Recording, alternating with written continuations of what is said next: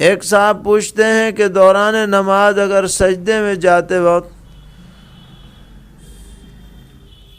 Pant یا shirt سے سطر نظر آ جائے تو نماز کا کیا حکم ہے؟ کتنا سطر کھلنے پر نماز فاسد ہوگی؟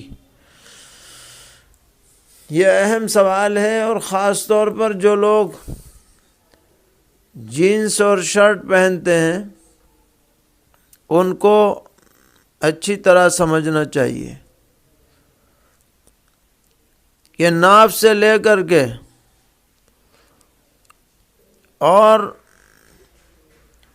اس سے نیچے جہاں سے بال اگے ہوئے رہتے ہیں منہ زیر ناف،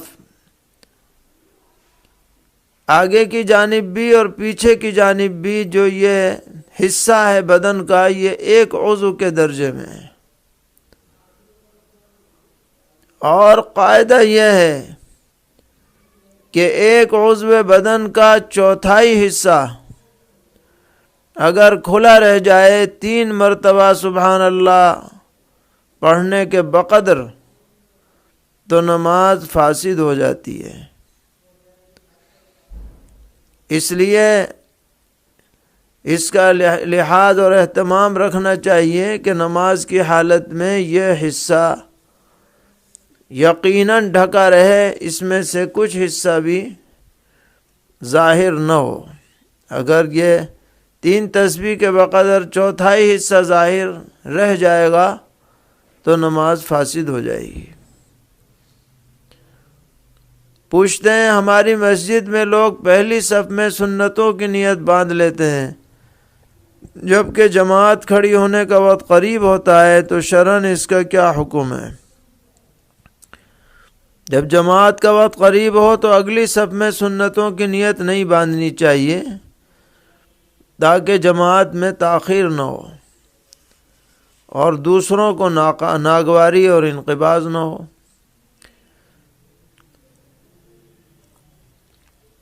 اگر فجر کا وقت ہے تو پیچھے کہیں صفوں سے دور جا کر کے سنت پڑھی جائے،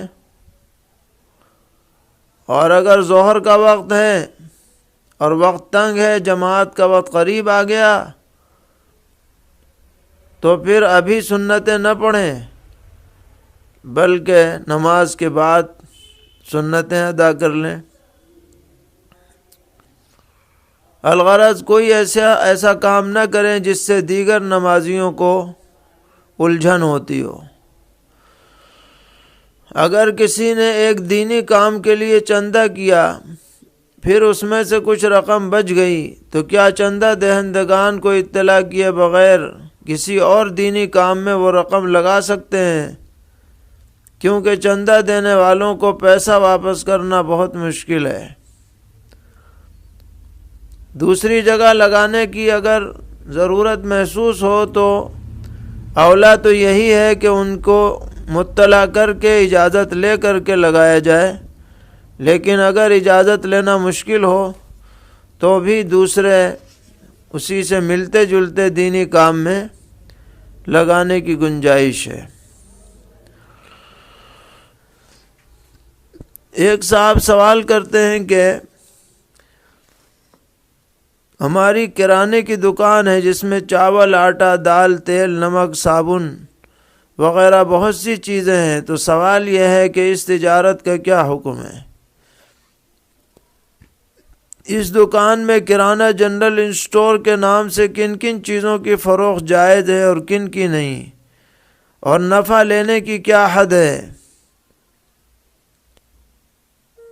تو کوئی بھی حلال چیز جو آپ دکان میں بیچنا چاہیں اس کو بیچ سکتے ہیں، شرعاً اس میں کوئی رکاوٹ نہیں ہے۔ جو چیزیں آپ نے لکھی ہیں وہ سب جائز ہیں، اور نفع کے اندر بھی آپ کو اختیار ہے۔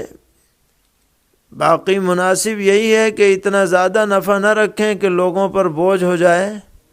مناسب نفع رکھیں گے تو آپ کی دکان کے لیے بھی فائدہ ہوگا، لوگوں کے ساتھ بھی ہمدردی ہوگی۔ ایسا مناسب نفع آپ رکھ سکتے ہیں۔ پوچھ رہے ہیں کہ افضل پراپرٹی ڈیلر ہے، اس نے سالانہ 40% منافع پر اپنے ساتھ بہت سے شرکاء کو شریک کیا ہوا ہے، تو قرآن و حدیث کی روشنی میں اس شرکت کا کیا حکم ہے؟ تو جواباً عرض ہے کہ یہ معاملہ اصولاً تو جائز ہے کہ اس میں ایک آدمی جس نے کاروبار کر رکھا ہے پراپرٹی کا، وہ تو مضارب کے درجے میں ہے، عمل کرنے والے کے درجے میں ہے، اور جن لوگوں نے پیسہ لگا رکھا ہے وہ رب المال کے درجے میں ہے۔ اب ہوگا یہ کہ اس کو ہر ایک کی رقم کا الگ الگ حساب رکھنا پڑے گا، جن جن کا پیسہ بھی اس نے لگایا ہے، اور پھر جب نفع ہو تو سب حصہ داروں کے دیے ہوئے روپیے کے تناسب سے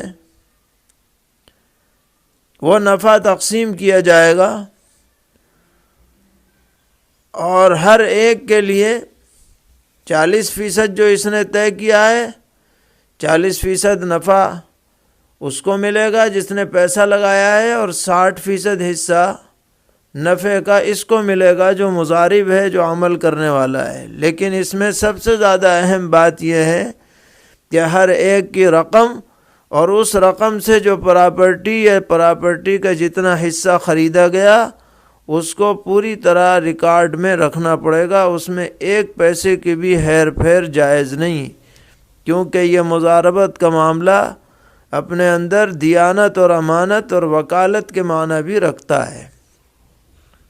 اس لیے حساب کتاب درست ہو اور حسب ضابطہ اس کے مسائل معلوم کر کے اور اس پر عمل کیا جائے تو یہ معاملہ درست رہے گا اور دائرے جواز میں رہے گا۔